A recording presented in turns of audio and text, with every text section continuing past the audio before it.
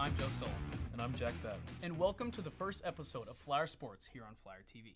We're glad you could join us here this afternoon for the first ever episode of Flyer Sports. And Jack, do we have a lot to get into? Yeah, Joe. Here on Flyer Sports, we'll be covering each sports team at the University of Dayton. In this episode, we'll highlight everything that has happened over the past month with our Flyer sports teams. Lots of stuff to get into across the board, but let's start with the biggest headline in Dayton athletics so far this year, and that's our nationally ranked men's soccer team. The Flyers are currently sitting at number 19 in the United Soccer Coaches Poll. With a record of 6-0-1, Coach Currier and his guys have been fantastic so far after going 6-9-3 last season, with a first-round exit in the A10 tournament. The Flyers are back in business and are looking to compete for an A10 title this year. It all started back in August, where the Flyers won the 16th annual Wolstein Classic at Ohio State. The men kicked off their season with a 5-0 win over Cal Poly. Dominant performance from Coach Currier's squad. The Flyers started out hot out the gates with 5 different players scoring in this one. The team was led by senior Andy Sanchez, who scored in the 52nd minute along with a pair of assists.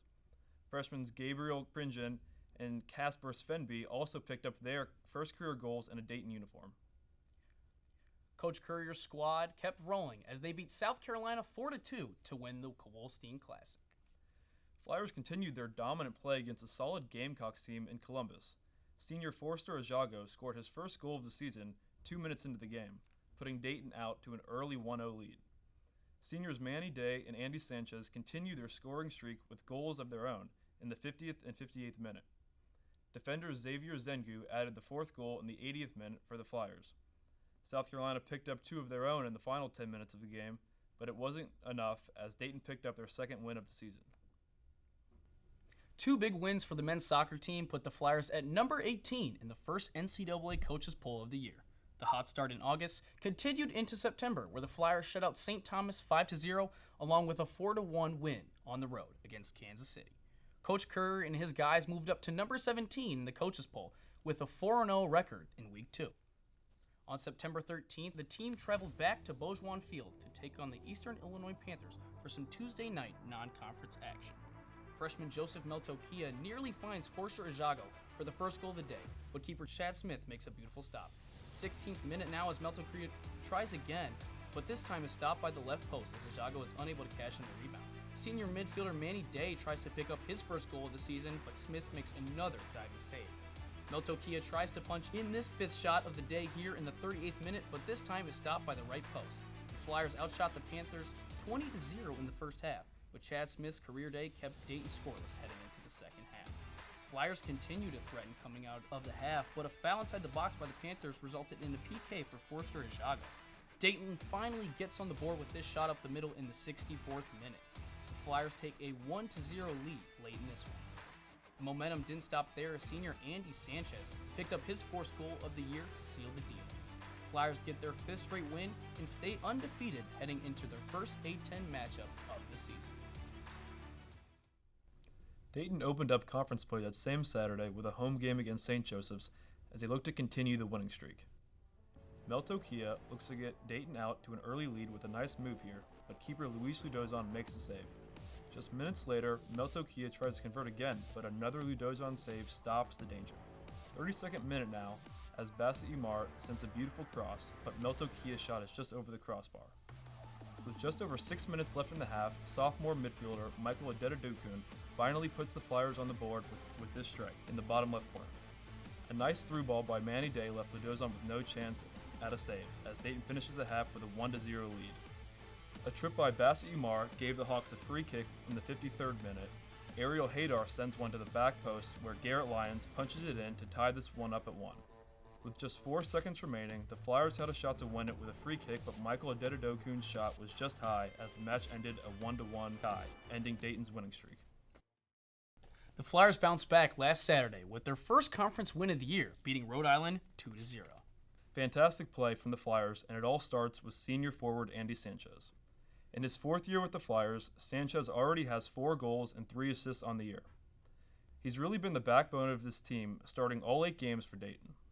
This past Tuesday, Dayton moved back up in the national rankings to number 19. They followed up with a big home win against West Virginia 2-1 to improve to 7-0-1 on the year. Coach Currier's squad will take on George Mason this Saturday at 7 p.m. on Beauchamp Field. Moving on to the women's soccer team, who is continuing their dominance in the A10 this year with a 10-1-1 record. Coach Eric Goltz is now in his 5th season coaching the Flyers and is looking to take his squad back to the A10 championship. Tough end of the season last year as Dayton hosted the A10 tournament, but a loss to St. Louis ended their season in the semifinal. Looking back to August and the beginning of the season for the Flyers, they started off the year with a tie against Toledo at home. They bounced back, though, with a win against local rival Wright State 2-0 and another shutout win at Northern Kentucky 3-0. The team traveled back to Beauchamp Field for another non-conference matchup against Kent State. Flyers looked to pick up their 3rd straight win after a nice week 1.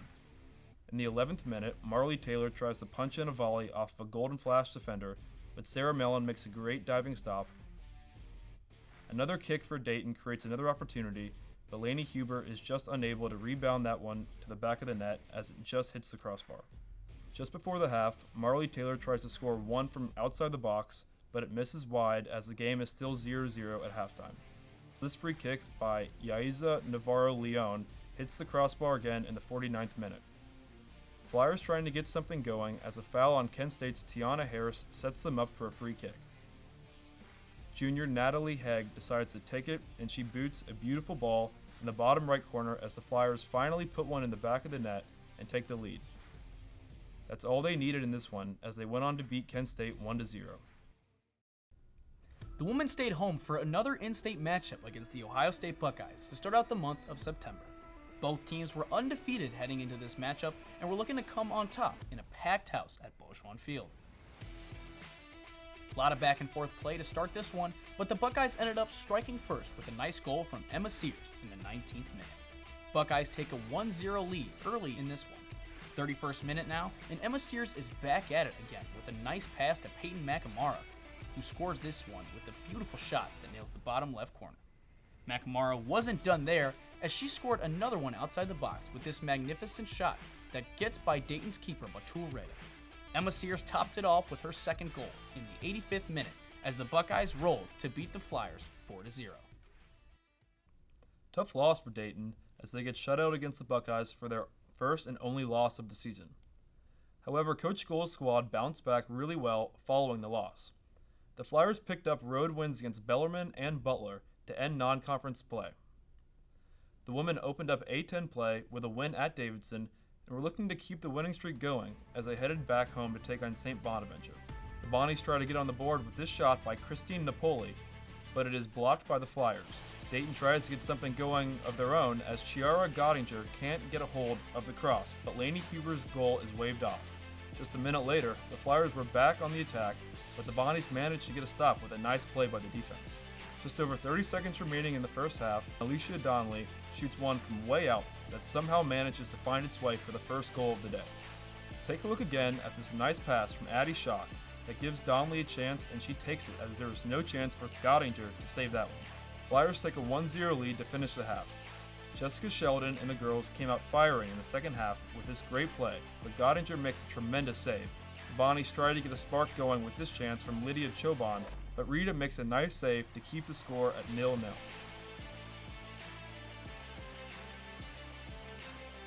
Now just under 30 minutes to play, Noelle Blaine's shot hits the left post, but the second chance opportunity is good as Marin Westner scores this one to extend the lead. As we take another look right here, great ball from Mackenzie Lutz to set up the attack for a second chance goal. The Flyers would hold on to win this one 2-0, getting their second A10 win of the week. The winning streak didn't stop there as they picked up 2 more A10 wins last week against George Mason in Massachusetts to put them at 10-1-1 on the year and tied for first with St. Louis in the A10 standings. A big part of their success comes from the production of Italia Gemelli. Through 12 games, Gemelli has 8 goals along with 2 assists.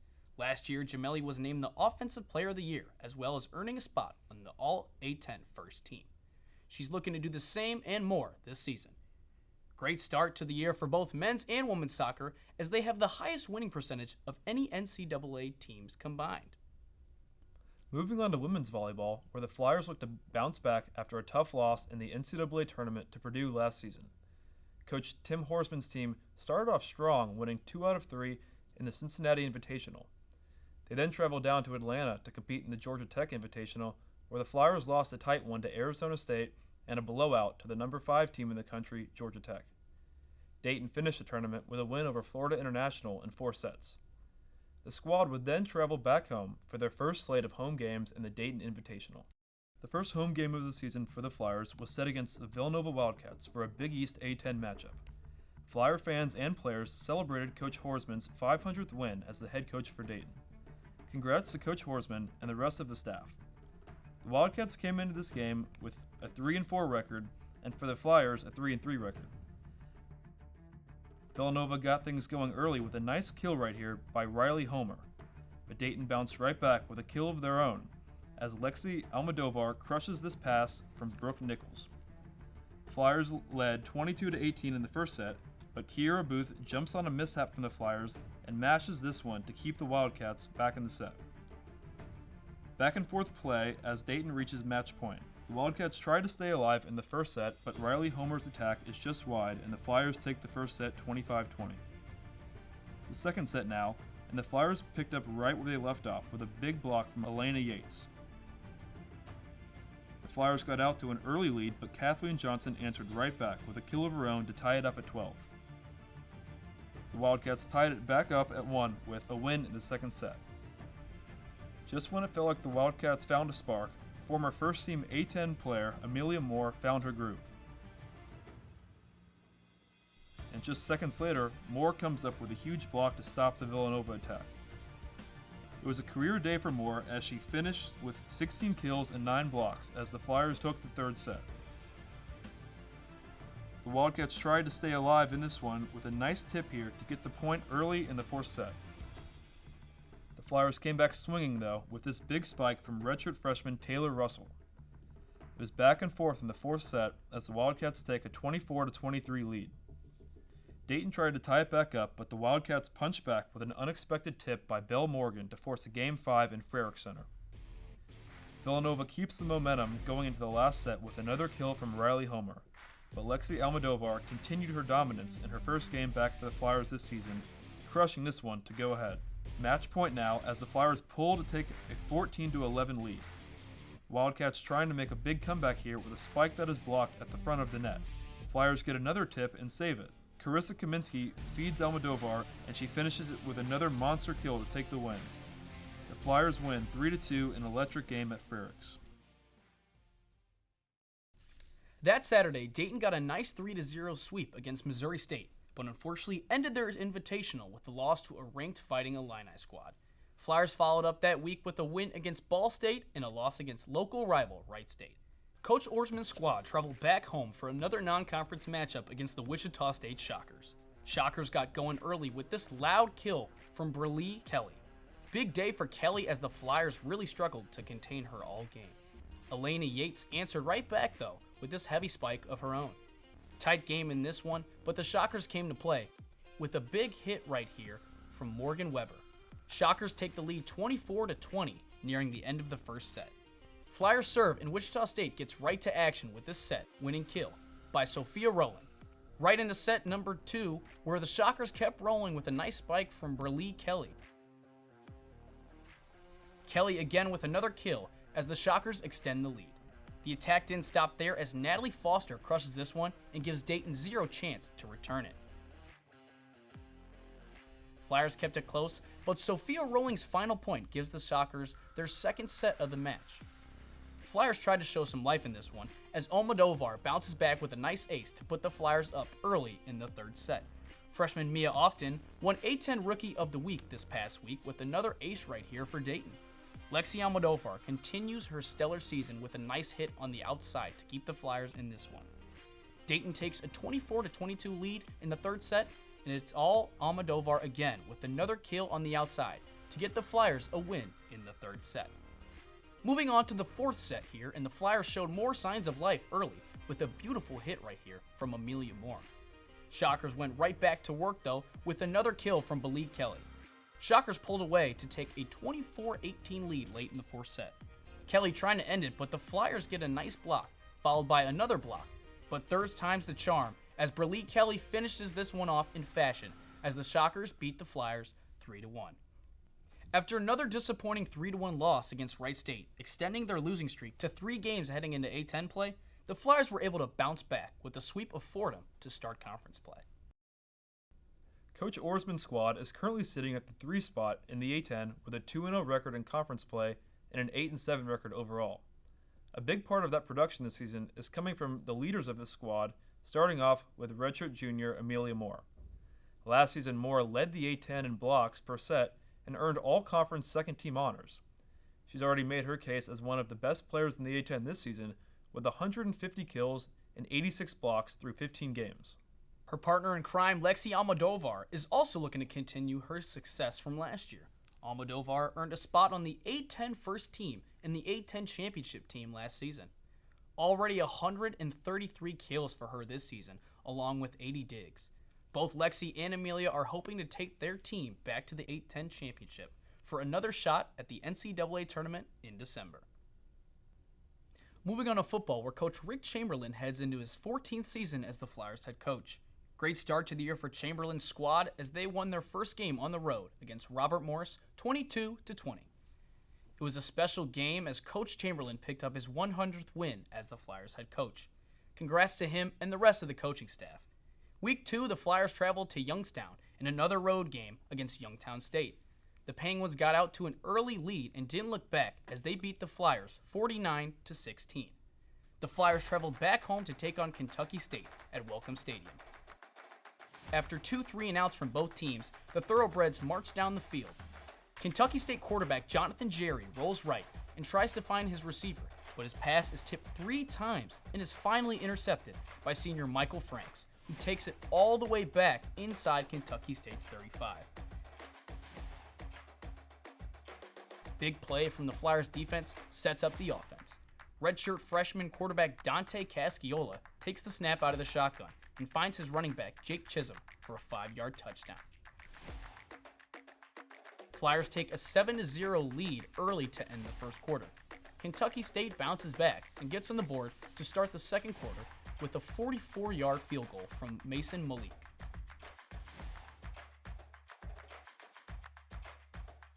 Flyers respond, though, with a 30-yard field goal of their own to extend the lead to 10-3 to end the half at Welcome Stadium. Tight game, but the Flyers come out rolling to start the second half. Dayton's defense forces a 3-and-out, and Dante Casciola finds his partner in crime, Jake Chisholm, again, this time for a 54-yard touchdown. A few great blocks left no one on the Kentucky State defense to catch Chisholm, as Dayton extends their lead 17-3. Just over 10 minutes remaining in the third quarter as the Flyers kick it off to Kentucky State receiver Montre Trumbo, who can't seem to get a handle on the ball. Trumbo tries to pick it up and make something happen, but it was too late as the Flyers swarmed on in, and a big tackle from Jacob Schatt forces a safety. Huge play from the Dayton kicking team really shifted the momentum in this one. Casciola and the offense kept rolling as Jake Chisholm picks up his 3rd touchdown of the game with this 10-yard rush.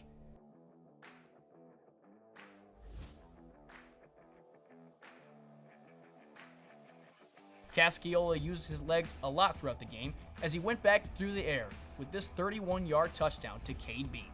Flyers starting to pull away, extending the lead to 29-3 to end the third quarter.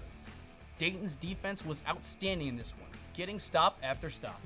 Ty Rush scored his first rushing touchdown of the season with this 3-yard handoff to make it 39-3. The Flyers topped it all off with a nice handoff to Logan Rush for a 25-yard touchdown.